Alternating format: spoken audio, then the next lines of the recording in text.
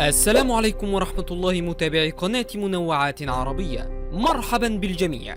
إذا كنت من المتابعين الجدد اشترك الآن في القناة بالضغط على زر الاشتراك مع تفعيل زر الجرس، ولا تنسوا دعمنا بلايك. شكرا لكم. تنتشر الطيور في جميع أنحاء العالم، وتختلف أجسامها وأشكالها من صنف لآخر. والطيور كائنات اجتماعية تتواصل مع بعضها بصريا عبر العلامات الجسدية والإيماءات، وصوتيا عبر النداءات والتغريدات، كما تنتشر سويا في بضعة شؤون اجتماعية من شاكلة الرعاية المشتركة للفراخ والصيد الجماعي. وسنعرض عليكم خلال هذا المقطع أجمل الطيور في العالم.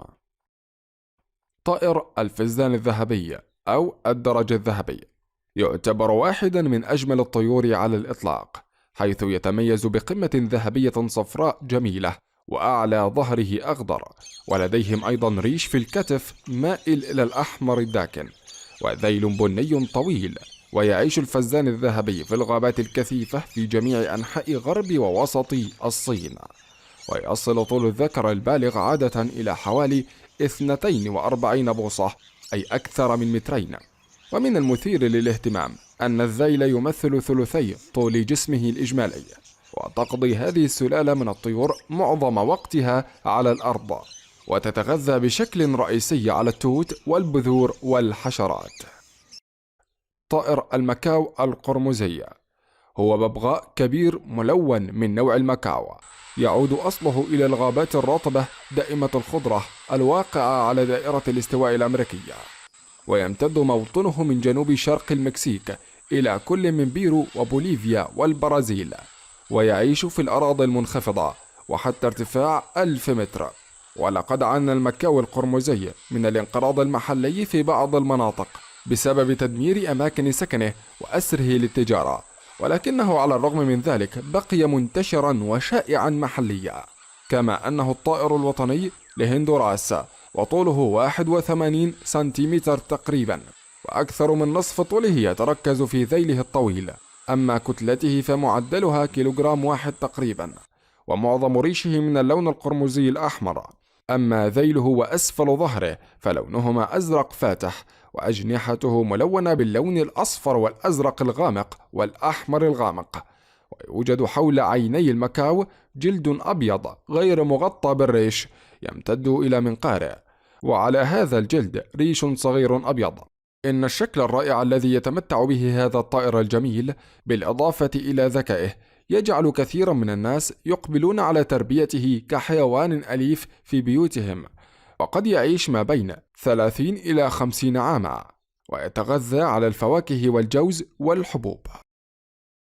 طائر النحام أو كما يعرف بطائر الفلامينغو هو طائر مهاجر يتميز بالسيقان الرفيعة والطويلة وباللون الوردي أو الأحمر الفاقع، وبريش أسود على أطراف جناحيها.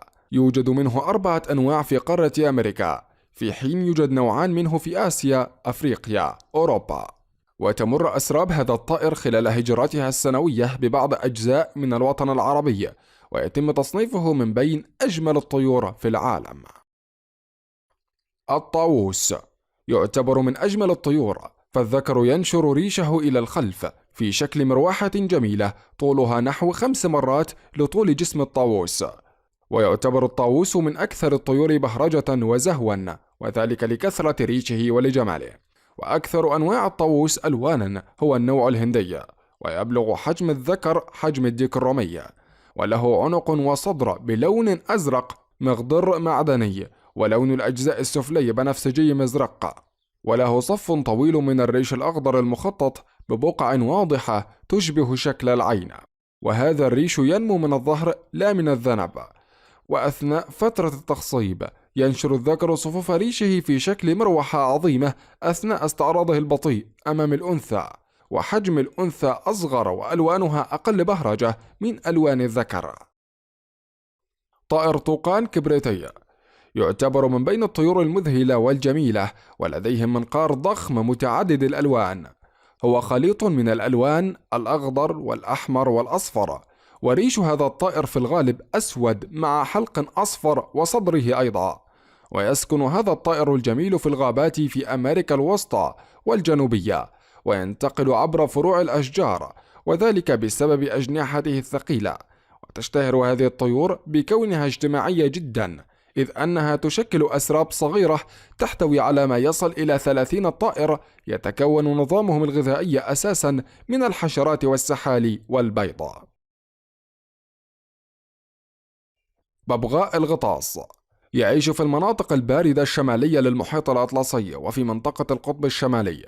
حجمه مثل حجم الحمامة، ويصل اتساع جناحيه المفرودين نحو 50 سنتيمتر. يستطيع أيضا الطيران في الماء، ويبني بيوته في أنفاق على السواحل الجبلية، ويعيش معظم الصيف والخريف والشتاء في البحر منفردا. وعندما يأتي الربيع يتجمع بأعداد هائلة على الشواطئ الجبلية للتناسل. له صوت يشبه صوت المنشار، ويتميز بمنقار مدبب عالي يغلب عليه اللون البرتقالي الأحمر، وبجانبي الرأس أبيض وجزئه العلوي رمادي، ويمتد لون الريش الرمادي فوق الظهر. أما البطن فلونها أبيض، وأرجله صفراء أو برتقالية، وتوجد أغشية بين الأصابع مثل أرجل البط تساعده على السباحة والغطس، وصنف ضمن أجمل الطيور في العالم. طائر القيق الأزرق هو طائر يكثر وجوده في النصف الشرقي من الولايات المتحدة الأمريكية وكندا حتى خليج المكسيك. يعتبر من فصيلة الغربان. يوجد منه حوالي 35 نوعا. يمتاز هذا الطائر بريشه الأزرق والأبيض، وبأن له عرفا على رأسه. وهذا الطائر الجميل ذو حجم كبير بلغ طوله حوالي 30 سنتيمتر، بما في ذلك الذيل. ولون ذقنه وبطنه يميل إلى الرمادي الفاتح، وتوجد عبر رقبته، وعرفه أزرق رمادي مشوب باللون الأرجواني الخفيف. واللون نفسه موجود على ريش ظهر الطائر. أما الريش على أجنحته فلونه أزرق لامع مع حلقات بيضاء وخطوط عريضة سوداء. ويتألف معظم غذاء طائر القيق الأزرق من الجوز والبندق والبذور الصغيرة والحشرات الضارة وبيض الطيور وغيرها. الطائر البوهيمي، ويسمى أيضا بالطائر شمعي الجناح، وهو طائر ينتمي لعائلة العصفوريات. يعشش ويتكاثر في أوراسيا وأمريكا الشمالية.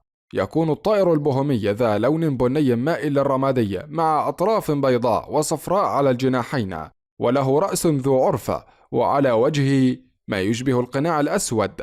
ويتكون النظام الغذائي لهذا الطائر من الحشرات والتوت، ويعتبر واحدا من أغرب وأجمل الطيور في العالم.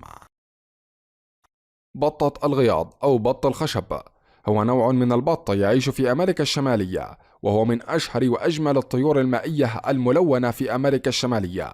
ويتميز هذا النوع من البط بأن ذكوره أكثر جمالا من الإناث، فله رأس وعرف أخضر أرجواني لامع وخطوط بيضاء تخطف النظر على امتداد الرقبة. أما ريش البطن يكون أبيض، أما ريش الصدر فلونه أحمر داكن. ويجمع ريش الجناحين بين الأسود والأزرق. ويستغل ذكر بط الخشب جمال ألوانه لجذب الإناث خلال موسم التكاثر. في المقابل يكون رأس الأنثى بني مائل للرمادي، والبطن أبيض والصدر أبيض مرقطة. المكاو الياقوتي هو ببغاء أصله في وسط أمريكا الجنوبية وشرقها. طوله من رأسه إلى آخر ذيله حوالي 100 سنتيمتر، وهو بذلك أطول أنواع الببغاوات، كما أنه أكبر طيور الماكاو وأكبر الببغاوات الطائرة حجما. وتأثر سلبيا بشكل كبير بعملية الصيد والتجارة بالطيور وتدمير المواطن، مما أدى إلى انخفاض أعداد أفراده في البرية. ولذلك فإنه يصنف من الحيوانات المهددة بالانقراض. ويتميز بذيل طويل ومستدق، وريشه أزرق اللون بالكامل، وهو أغمق عند الجزء العلوي وأفتح عند الجناحين. ويملك منقارا كبيرا معكوفا أسود اللون، كما يوجد على وجهه جلد أصفر اللون غير مغطى بالريش. يوجد على طرفي منقاره من الجبهتين اليمنى واليسرى، ويوجد أيضا على شكل حلقة حول عينه. وذكر المكاو الياقوتي وأنثاه متطابقان في الشكل من الخارج.